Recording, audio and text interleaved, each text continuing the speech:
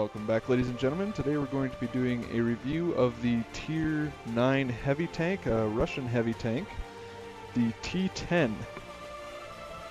This replay is off of the Winterberg map, which is a winter version of Ruinberg. Just to give you a little information on the T-10, it is essentially a fat medium as far as myself and some people that I know are concerned. It doesn't have a lot of hull armor. I believe it's only got 120 millimeters of actual armor on the front of the T-10. Let's see, the sides are also 120 and the rear is 60. The turret is the strong point once you get that upgraded. It has 250 millimeters on the front, but obviously it has the typical turret weak points. And one thing to keep in mind with this tank is that it does have the pike nose, as you can see with the seam down the middle here. So with the pike nose, the last thing you want to do is angle it like so, because it's going to make this whole side more flat and they're going to be able to penetrate it a lot easier. So with a pike nose, ideally what you want to do is you want to keep it hull down so you can avoid the weak lower plate, and then use this pike nose to bounce the shots that way. So, but the T-10, it's fairly decent. It's got, I think, just short of 15 horsepower per ton. It's got a decent engine. It's got a really good gun. I believe the standard round has about 260 millimeters of penetration. It does have a heat round for the premium round, which gives you about 340. But the reason I chose this replay is because the team worked well together, and it's kind of surprising. I was kind of leery at first, but let's get into the replay, and I will show you exactly what I mean here. So to review the teams, we've got me and the T-10, we got a WZ-111, AMX-65, IS-3, so we got some fairly strong Tier 9, Tier 10, or excuse me, Tier 9, Tier 8 tanks.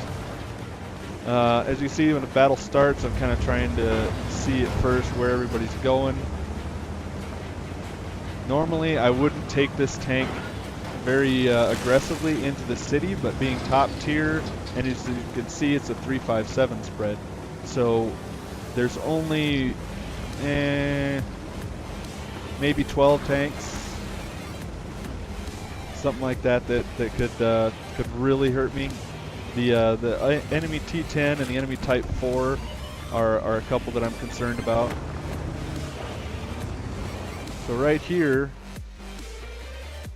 you can see I kind of paused there, and because all it's spotted is this T-71, but the Type 4 and the enemy team and that the Waffenträger Panzer IV and the VK100-01P all have really good penetration. The Type 4, if he's running the top gun, he will have HE, which doesn't have to penetrate, but if he's not running the derp, so to speak, then he'll have a fairly decent amount of penetration. I want to say it's around 260. It's really close to the same as this, as the T-10 is. So I'm kind of waiting to see where that stuff pops out at. Figure I might as well take some shots downrange. And the T-20 gets spotted here, and you can see I immediately back up. One thing that concerned me with this replay was, if you look at the map, you can see the Tigers hiding down here. Our 65-ton is way back here. We got a couple spotters, which is nice, but we got a lot of non-TDs and Arty that are hiding in the back, which is not a good start. Myself, the IS-3, and the WZ are along this building to work this. The ISU is in a position to hold this corner off so they don't pop this corner and just tear into us. So right now I'm kind of sitting on this corner waiting to see what pops out in the field. I figure I might as well take a pot shot at this T-71, which misses. I think I was a little bit behind him on that one. But the amount of tanks we have in the field and how far back they are, so there's the KV-3, he pops up. So I decided to cross over. The Batchat 12 ton is up there on the lane. Our team is putting shots into him. So one thing I am doing at this point is, so you can notice here that I'm actually backwards, and the reason for that is because this KV-3 out in front, if he felt like it, if he could see where I was pointing, he could come around this corner, and I want to give the tanks that do more damage, the more armored parts of my tank, i.e. the front side, whereas the 12 ton, I can most likely get shots into him. He may not even be able to see me yet, so I want to keep my hull armor pointed towards the greatest opposition at this point.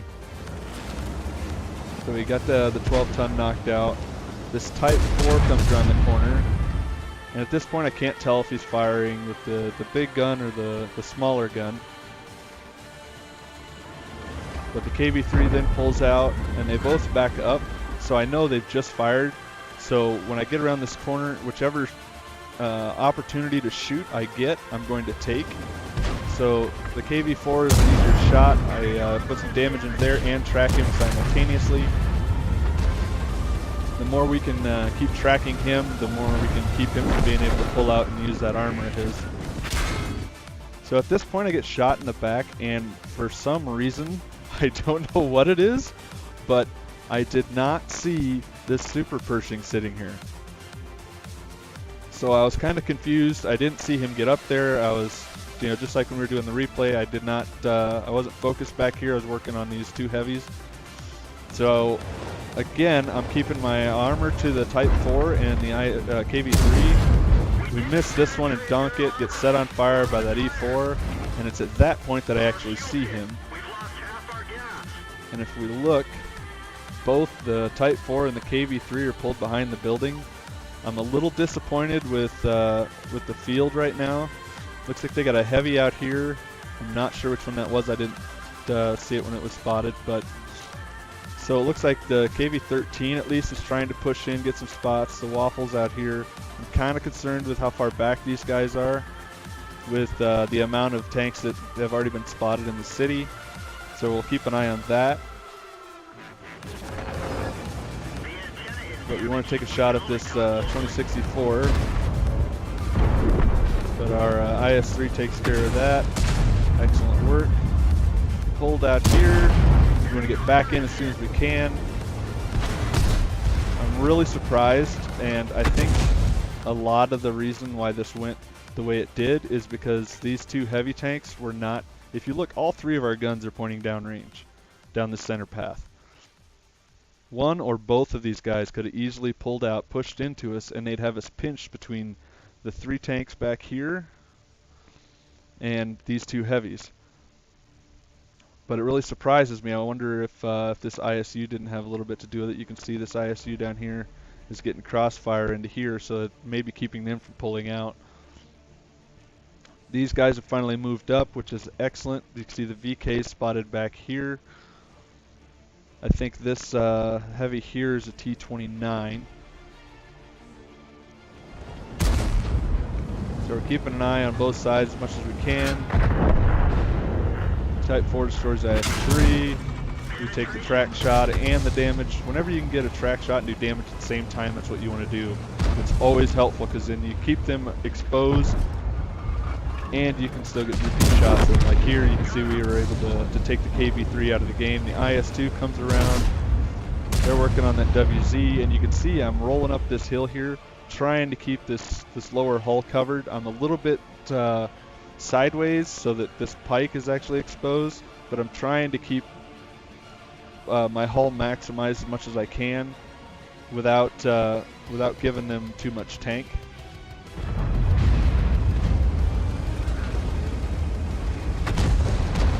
So here you can see the ISU is pushed up into here. They're going to help out with these guys so they don't come in and get us in the back. We've also got our guys out here in the field getting shots down into the middle.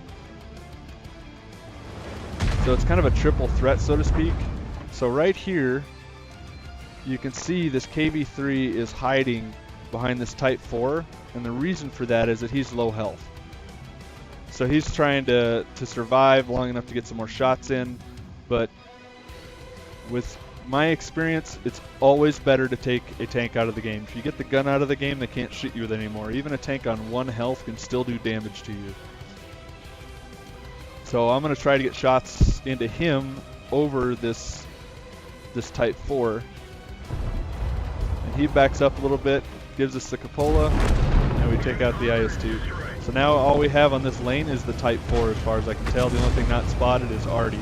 So I take a look around, I see that, and I want him to be a little bit lower health before I try to push in on him. So he's pushing his tank in for cover. We take the opportunity to track him here, so he's stuck exposed.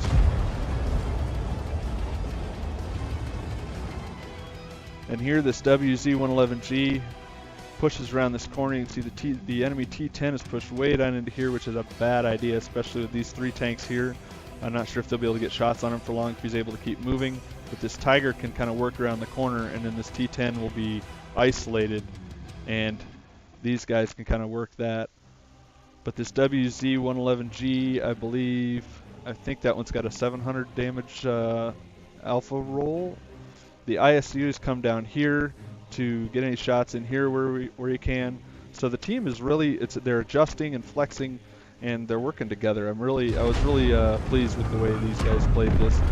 So we're going to take the track shot here, I think, so we can get that Type 4 to sit still again. WZ puts a shot into him, and I figured 900. I might be able to take a hit, maybe 2. And here you can see we get hit by an AP round from that Type 4. So we know he doesn't have the top gun on it. I'm not real familiar with how the derp gun looks with the difference to this gun, so I couldn't really tell. Even though I have one, I don't pay that close of attention to the barrel differences on them. So I'm going to go around and see if we can get him to turn. So we get one shot in here. We didn't do as much damage as I was hoping for, but you can see we did get him to turn. So I'm going to try to get my tank turned around so I can get the front armor towards him. Hopefully I can get lucky and he'll bounce a shot. I think he's got the reload on me here. I've only got 230 health left. The WZ over here has 381. So I get this tank turned around and snag the wall a little bit. And I'm just about reloaded. And I get really lucky. The Type 4 bounces and the WZ kills him off, which was just spectacular. And because I'm at only 230 health, and I'm not sure if this waffle has moved into this back road back here. If I get spotted easily here, I will be out of the game. And like I said a little bit ago, I want to keep the gun in the game. So I'm letting the 25 AT here do some spotting for me. Kind of see if he can spot him, and then I can help take him out, because I'm not sure how much health he's got left. I'm really not sure why that VK rolled out into the field like that. That's a bad idea. Because you negate all of your armor, because you'll have people on either sides and they can put shots into your sides, into the side of the turret, the back, so on and so forth. So the waffle hasn't been spotted yet, so I kind of am risking it down here and going in. They clear him out. T-29's on almost full health. Let's see if we can get a shot in here. I don't know if we do or not. Nope, no, we don't. So that's the T-10 on Winterberg. If you have a team that works well together, you can see we did almost 2,600 damage, which isn't a spectacular game, but it's a fairly good game. I mean, we did 6 shots of damage, which considering the corner we were holding wasn't too bad. But mostly I wanted to highlight the way the WZ, myself, the IS-3, the ISU kept rotating. He started out down here, moved up here, came down this way, came back. He was just working, keeping the, because the ISU 152 especially has a pucker factor, is what I like to call it. because it has over 700 alpha. I think it's around 750 actually alpha damage. So that's a lot of smack to take from a tank. So well, excuse me.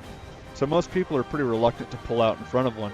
So he was kind of keeping them back, allowing us to utilize it. I'm not sure how. He's got 3 kills, so I'm assuming he did fairly well. But the team really worked well together. And as you can see, we only lost 3 tanks, which worked out really well. I can't really complain about any of it. So, but the T10 has really weak hull armor, so you want to utilize the gun as much as you can. And there you can see we're only popping out and shooting, with the exception of going around that Type 4 when we could, because I know anything that hits the hull on this tank, especially if they get a hold of a non-piked part of the tank, is more than likely going to penetrate. So that's my review. You can also take it out into the field, and maybe I'll cover that in a later video. But this tank is fairly mobile, as you can see down here on the left. It's got a 50 kilometers per hour top speed, so it's a really good mover. And with that 15 horsepower per ton, it can get places and reposition, and it can really work the battlefield. The issue is you have to keep the front towards the enemy, and you have to keep it hull down. And if you can manage to do that, you can have fairly good games. So